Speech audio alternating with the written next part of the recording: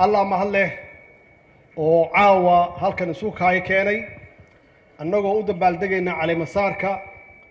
madaxweynaha cusub Saciid Cabdullaahi Dani waxaan rabaa caawa halkan aad looga hadlay guusha iyo horumarka ay gaartay Puntland 20 sano ee ugu dambeysay waa xaqiiqa waxay gaartay Puntland guul aad iyo aad loo taaban karo oo waxa isku soo wareejiyay xilka shan madaxweyne oo lix ku yahay Saciid Dani waxaanan la sheegin waxa guushaas loo gaaray iyo waxa guushaas keenay lama sheegin waxa la yiri dawlad wanaag iyo dawlad waa dhab laakiin dawladda xagee ka timid dawladda yaa keenay waxa loo baahan yahay inaan taas iyada naftigeeda aan si fiican u taabano dawladdan aan arkayno oo qurxoon oo horumarka la sheegay waxay ku timid shaqo badan iyo hawl badan ay salaadiinteedu ay qabteen waxaan ognahay salaadiinta oo dhaqameedyada ee Puntland inay yihiin dad midaysan oo runtii nabadoono dhab ah oo ka shaqeeya dib u heshiisiinta iyo walaaleynta dadka reer Puntland aad iyo aad ayay ugu mahadsan yihiin waxa kale oo keenay horumarkan arkaysaan culimada oo runtii aad iyo aad uga hadla dadka u wacyigeliya u iftiimiya dawladdu waxay tahay iyo madaxdu waxay yihiin inaan la joogi karin dawlad la'aan in loo baahan yahay madax wanaagsan oo dadka hogaamisa runtii hawl badan bay qabteen waxaan ognahay inta badan xitaa farintooda kaliya kuma salaysna ama kuma aadana Puntland ee waxay ugu soo gaartaa xamar iyo ugu soo gaartaa sida uga hadlayaan in dawladda laga dambeeyo in madaxda la adeeco aad iyo aad ayay ugu mahadsan yihiin ajar Allah ka siiyo waxa kale oo runtii gaarsiiyay Puntland meesha ay taagan tahay waa ganacsatada oo aan la sheegin oo xaqiiqatan maalgashi badan ku sameeya shaqo abuur sameeya mashruucyo badan keena oo riski gareeya dhaqaalahooda aad iyo aad ayay ugu mahadsan yihiin waxa intaas dheer oo aan la sheegin iyada media annagoo og media wax badan in lagu hadlayn karo oo wax badan lagu burburin karo laakiin waa dhageystaa media ka jira Puntland inta badan dadku waxay ku wacyigeliyaan wax aad iyo aad u wanaagsan kuma wacyigeliyaan in dawladda laga hor yimaado in dawladda la burburiyo kuma wacyigeliyaan ugu dambeys shacabka wanaagsan ee reer Puntland oo aan ognahay wadaniyadooda iyo Soomaalinimadooda iyo dawlad jaceelkooda ay ka turjumayso xitaa maanta aan nimid siday noo soo dhaweeyeen oo wanaag badan ay saacadaha badan u taagnaayeen jidadka oo qorrax ah ilaa saaka laga soo bilaabo aad iyo aad ayaan ugu mahadcelinayaa siday dawladooda u garab taagan yihiin ayna u jecel yihiin haddaba su'aasha taalo waxay tahay oo madaxweynaha u taala intaas oo qaybaha kala duwan ee bulshada ah oo wacyigooda aad iyo aad u sareeyo waxa loo baahan yahay inuu sida rasmi si wanaagsan uu hogaamiyo yaa loo baahan yahay maxaa yeelay iyagu dadkaas aan sheegnay kuma aadana kaliya baahidooda Puntland oo waxay u jeedaan oo u muuqda wax ka weyn Puntland oo ah qarannimo Soomaaliyeed oo ah midnimo Soomaaliyeed oo ah wadajir Soomaaliyeed sidee lagu gaari karaa marka intaas ee lagu gaari karaa waxa lagu gaari karaa dawlad goboleed iyo dawlad federaal oo wada shaqayn leh oo wax qabad leh yaa lagu gaari karaa wada shaqayntu waxa weeye iyadoo la wada tashado iyadoo maxaa ku raahdaa la isu tanaasulo iyadoo wax la wada qorsheysto iyadoo la is aamino iyadoo loo turo shacabka Soomaaliyeed iyadoo loo turo yaa lagu gaari karaa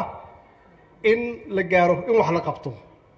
waa ognahay marka khilaaf u yimaado oo aan la wada shaqeynin 18 sano ugu dambeysay dawladnimadeena meesha ay taalo waa aragnaa iyo waxa ayna gaarsiisay waxa ugu sahlan oo kaliya inay tahay inaan la dhameystirin dastuurkii inaan la dhameystirin muddadaas aan la dhameystirin waxa ku xiga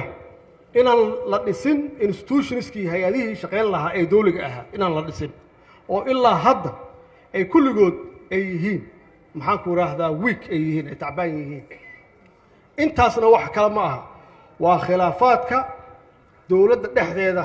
dhex yaalla weyn oo aan hadda halkan ku fadhinno 4 prime minister halkan aan ku fadhinno caawa oo 18 sano ugu dambeysana la marayo ilaa 12 sano 12 prime minister la marayo markii maalin walba marka uu isbedel yimaado waxa xaqiiqo ah maalin walba markuu khilaafaad yimaado waxa xaqiiqo ah inaan waxba la qaban oo shaqadu ay istaagto waana waxyaabahaas waxa keenay in dowladdu aysan lahayn ciidan adag oo runtii dalka difaaca oo ka xoreeya dalka qolooyinkan nabadiidka ah ciidan adag oo xuduudadeena difaaca ciidan adag oo baddeena difaaca iyo ciidan cirba annagoona lahayn waxaasoo dhanna waa waxaan soo marnay aan khibrad u leenahay oo ay tahay inaan wax ka baranno oo wixii hadda ka dambeeya aan iska ilaalino wax alla wixii khilaafaad dhexdeenna ah haddii ay timaadana aan dhexdeenna ku xallisanno si aysan qofna u ogaan aynan u raadin dad shisheeye ah oo aan ka raadinno damaanad markaasaa waxaa la heli karaa waxqabad oo dhab ah oo aan dib u soo dhisi karnaa institutionskeenna marka la cabirayo dowladaha adduunka oo la leeyahay dowlad waa xoog weyn tahay ma aha tirada dadka ay leeyihiin ma aha baaxadda dhulka uu leeyahay ma aha khayraadka dhulka uu leeyahay ma aha waxa weeye inta institutions u dhisan weeye institutionsna waxaa ugu horreeya kow in laga ilaaliyo hay-adaha dowliga waxa la yidhahda musuqmaasuqa in laga ilaaliyo maxaa yeelay musuqmaasuqu waa cudurka ku jira institutionska ama hay-adaha ku jira oo si sahla u burburin kara inta badan waxaa laga yaabaa inaan u naqaano musuqmaasuqa lacag la xado keliya ma aha waxa weeye dadka khaladka loo magacaabayo oo jagooyinka loogu magacaabayo weeye oo aan u qalmin oo aan aqoonteeda lahayn kartideeda aan lahayn khibraddeeda aan lahayn waxay tahay qofka shaqeeya oo khiyaamaya saacaduhu shaqeeyo oo dowladdu uu shaqeeyo oo khiyaamaya lacagta la xado keliya ma aha lacagta la xado waa ugu weyn tahay maxaa yeelay waa resourcekii mushaaharaadka lagu bixinayey ama qalabka loo baahan yahay ama agabka loo baahan yahay lagu soo iibinayay waana waxyaabaha runtii annagana weeqay intii dowladnimadeenna ay jirtay wey sidaas darteed anigu kolleyba waxaan leeyahay hadalkii aan kusoo koobayaa islaan ciise hadalkiisii oo ahaa in laga noqdo xalay dhalay wax alla wixii la soo maray anaa ugu horreeya waxaan leeyahay waa idin cafiyey idinkana waxaan rabaa inay cafisaan waxaana ballan qaadayaa inaan idinla shaqeeyo haddaad tihiin dowlad goboleedyo iyo haddaad tihiin dowladda dhexdeeda baarlamaanka dhexdiisa hadduu ilaah yidhaahdo bacdama aan ahay odaygii u dhexeeyey iyagoo dhanna insha allah anaa dhex galaaya oo howlahooda xalinaya hadduu ilaah yidhaahdo laakiin mid ogaada mucaarad waa u baahannahay mucaarad waa loo baahan yahay laakiin mucaaradka loo baahan yahay waxa weeye markay xaaladda kulushahay in mucaaradkaas un dowladda shisheeye uusan la jirin wax kasta ay tahay inuu dowladdiisa ag taagan yahay mucaaradku waa kaas oo ah kan wax dhisaya weeye ma aha kan dowladdiisa duminaya ma aha marka waa iga ballan insha allah hadduu ilaah yidhaahdo inaan wada shaqayno